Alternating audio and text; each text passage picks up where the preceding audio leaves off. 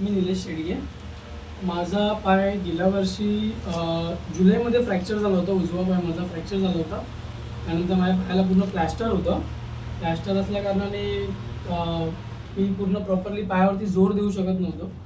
आणि त्याच्यानंतर जवळजवळ 2 महिने प्लॅस्टर निघाल्यापासून ऑगस्टमध्ये महिन्याभरानंतर माझा प्लॅस्टर काढला आणि माझा पाय सरळ होत नव्हता. म्हणजे पाय टेकू शकत नव्हतो, मी प्रॉपरली टेकू शकत नव्हतो.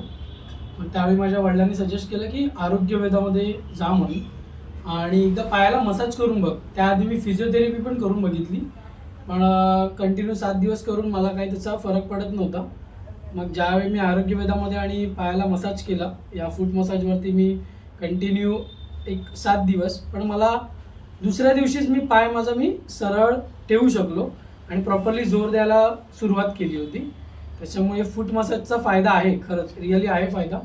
बट तुमच्याकडे तुमचा कॉन्फिडन्स पण पाहिजे तेवढा की तुम्ही पाय सरळ करू शकता. त्यावेळी मी खेळत नव्हतो आणि आता मी प्रॉपरली क्रिकेट परत खेळायला सुरुवात केली.